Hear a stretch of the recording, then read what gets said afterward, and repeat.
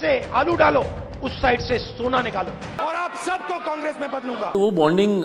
Automatically बनती है। वो कभी कभी एक चींटी भी हाथी को मार के गिरा देता है, यानी चींटी भी हाथी पे भारी पड़ता है। अक्सर आपने सुना होगा, अक्सर आपने जाना होगा। आज हम युद्ध की बात करते हैं, आज हम एक नई युद्ध की बात करते हैं जिसकी परिकल्पना आपने कर ली होगी या तो करना शुरू कर देंगे इस वीडियोस की बात। जिस तरह से हम चिराग की लोकप्रियता देख रहे हैं और जिस कदर से देख रहे हैं, हम तो ये समझ गए हैं कि यह रुकने वाला में से बंदा नहीं है। एक ऐसा खिलाड़ी है जो कभी रुकने का नाम नहीं लेता है। यह शेर की तरह दहाड़ता है और उस दहाड़ में हर कोई को पीछे छोड़ देता है, हर किसी को कटाच कर देता है। चाहे अगला कोई भी हो, किसी तरह का हो, जहां भी मुहिम दिखती है वहां पर वो अपनी कटाच रख देता है। जब हम लोग बोलते हैं कि बिहार में खुलेआम शराब मिल रही है तो क्यों नहीं हो, तो आज हम वही बात करने वाले हैं कि जिस तरह से राहुल गांधी की लोकप्रियता है। राहुल गांधी अगर देखा जाए तो राजनीतिक के मंच पर एक हाथी की तरह है। उनको गिराना, उनको हटाना बहुत ही मुमकिन, कह सकते हैं मुमकिन नहीं है, क्योंकि जिस तरह से उनकी लोकप्रियता रही है, जिस तरह से उनका अपना एक वर्चस्व रहा है और जिस तरह से उनका एक राजनीतिक पकड़ है, तो अपने आप में वो रिप्रेजेंटेशन करता है कि कांग्रेस का करता धरता चलाने वाले अगर कोई है तो वो राहुल गांधी है। और राहुल गांधी की लोकप्रियता धीरे धीरे बढ़ रही थी, लेकिन कुछ 4-5 सालों में उनकी लोकप्रियता डाउन हो गई है। डाउन होने के पीछे भी कई सारे कारण हैं, आज एक एक करके खुलासा करेंगे। लेकिन धीरे धीरे अब वो लोकप्रियता धीरे धीरे से पकड़ रही है और 19 के बाद से वो ज़्यादा वाइब्रेंट दिख रहे हैं और एक नई करिश्माई पारी खेल रहे हैं। उस करिश्माई पारी में हम देखते हैं कि जिस तरह से उनका एक्शन है और किस तरह से उनकी लोकप्रियता है और किस तरह से चिराग की लोकप्रियता है। अब हम देखने वाले हैं क्या एक हाथी और शेर जब दोनों लड़ेंगे तो किस तरह से वार होगा और कैसे जीत होगी। एक अगर हम बात करते हैं तो एक 54 साल कर खिलाड़ी हैं जिनकी अच्छी पकड़ है, जिनकी राजनीतिक पकड़ है, बचपन से राजनीतिक माहौल को समझे हैं और उनकी पढ़ाई अगर कहते तो हार्वर्ड यूनिवर्सिटी से एमफिल किए हुए हैं, खास कर करके फ्लोरिडा से भी पढ़ाई किए हुए हैं, दिल्ली से कॉन्वेंट स्कूल से पढ़ाई की और साथ साथ थ्रेटनिंग की वजह से उन्हें घर में भी रह करके पढ़ना पड़ा था। उनके पिताजी राजीव गांधी के एसिनेशन होने के बाद ऐसी कई सारी चीज़ें हो रही थी और कई बार उन्होंने उस करीबी माहौल को देखा है, करीबी माहौल को जिया है, उस दर्द को जिया है, पिता के जाने को, गम को देखा है, अपने दादी माँ का गम का एहसास किया है बचपन से लेकर के। ऐसी सारी बंदिशें देखी है, कई सारे थ्रेटनिंग कॉल्स होते रहते हैं और कहीं ना कहीं उनके अपने माँ का भी खोने का कहीं ना कहीं डर रहता था। तो कई सारी चीज़ें हैं, कई सारे धरातल पे उन्होंने अनुभव किया है और एक मजे खिलाड़ी है। जिस तरह से उनके पिता अगर कह दे तो भारत के विजनरी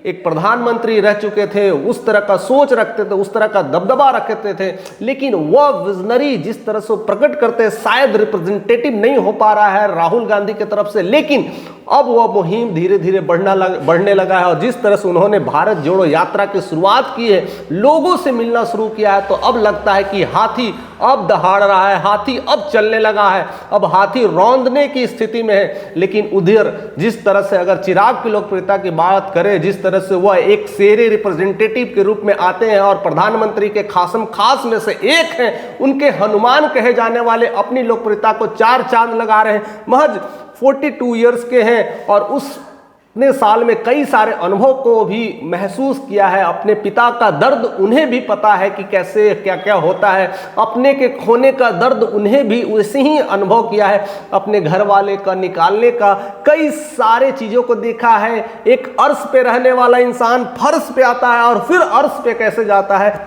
इस सारे चीज़ों का समावेशन है। और कहीं ना कहीं कह सकते हैं कि एक विरासत में जो मिला था कहीं ना कहीं खोता हुआ दिखा और फिर से विरासत को पाते हुए दिखा। यानी हर धरातल का एक अनुभव है, एक मजेदार खिलाड़ी है और पूरी तरह से ये पकड़ रखते हैं और राजनीतिक कैरियर में भी उनका एक बहुत बड़ा योगदान है। जिस तरह के राजनीतिक कैरियर को पकड़ते हैं, जिस तरह का बात करते हैं, पढ़ाई लिखाई की बात करें तो वो ज़्यादा पढ़े लिखे नहीं है, बट इतना पढ़े लिखे, एक इंजीनियर है, एक आर्टिस्ट है, एक कलाकार है, इससे पहले एक एक्टर रह चुके हैं, कई सारी भूमिकाओं को रिप्रेजेंट करते हैं और साथ साथ पिता के साथ लिगेसी मिला है उनको भी पॉलिटिकल कैरियर का। और धारा प्रवाह जिस तरह से वो बातें करते हैं, अपनी बातों को रखते हैं, अंदाज अलग है, रिप्रेजेंटेशन अलग है, पकड़ अलग है और हर किसी को दबोचने के लिए पकड़ ही काफी होता है। इसलिए कहते हैं कभी कभी चींटी भी हाथी को गिरा देता है। और उसी तरह से अगर हम बात करें राहुल गांधी की तो हाथी की तरह है, और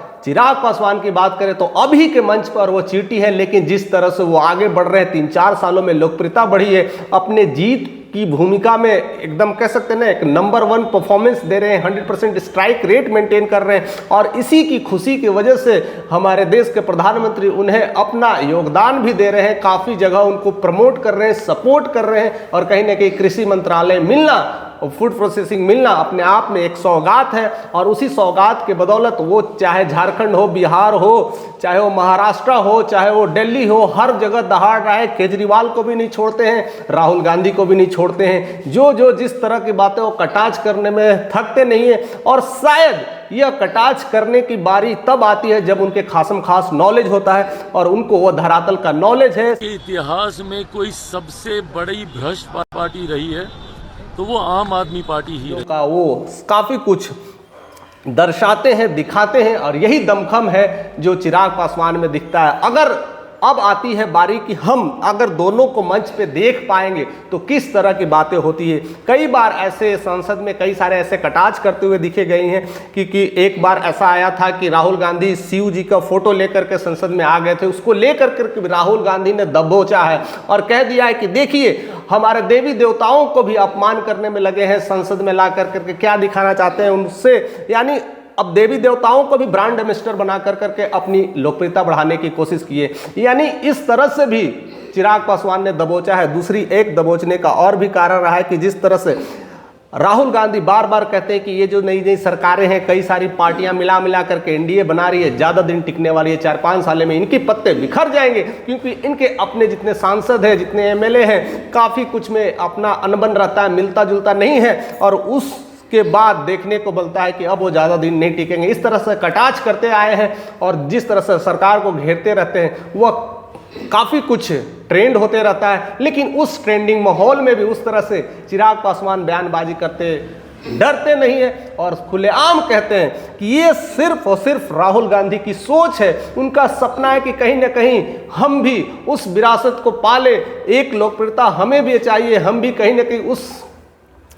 कुर्सी को अपना ले, और कहीं ना कहीं उनका जो सपना है अभी वो सपना ही रहने वाला है, क्योंकि वह केवल ख्याली पुलाव बना रहे हैं। और ऐसा कहना, किसी को कटाच करना कि हम एक नहीं है, हम लोग एक हैं, और एनडीए में जिस तरह से काम कर रहे हैं अभी हम लोग पीछे मुड़ने वाले नहीं है, बस उनको सोचने दीजिए। और जिस तरह से वो अपने मन मनसा बनाए हैं, खुश होने की कर रहे हैं कि हम बोल बोल करके खुश हो जाए, बस वैसे ही खुश होने रहने दीजिए। इस तरह से कटाच कर रहे हैं कि लगता है कि अब वह चींटी धीरे धीरे इतना दहाड़ने लगा है, और उसी दहाड़ की वजह से उन्हें शेर की संज्ञा दी गई है। और उसी तरह से हर लोग जगह जिस तरह से चिराग पासवान की पूरी तरह से बड़ाई करते थकते नहीं है, और जिस तरह से उनकी लोकप्रियता कायम हो रही है, हर जगह अपने आप को रिप्रेजेंट कर रहे हैं, और वही उनकी लोकप्रियता है। अब मामला फंस के तब आता है कि अब आने वाला जो इलेक्शन है वो बिहार का होने वाला है, और बिहार में कई सारा चकाचौंध है, कई सारी मस्तियां हैं, कई सारे पॉलिटिकल फंडे हैं, और सब अपने अपने दांव पेच लगाने में लगे हुए हैं। उसमें एनडीए का एक अपना बोलबाला है, बीजेपी का संगठन है, और साथ साथ बीजेपी नीतीश कुमार और चिराग पासवान को मिलकर करके एक नई पार्टी अपना बनाने के चक्कर में है। और इस पार्टी को तोड़ने के लिए तेजस्वी यादव अपने साथ मिले हुए, कांग्रेस के साथ मिले हुए,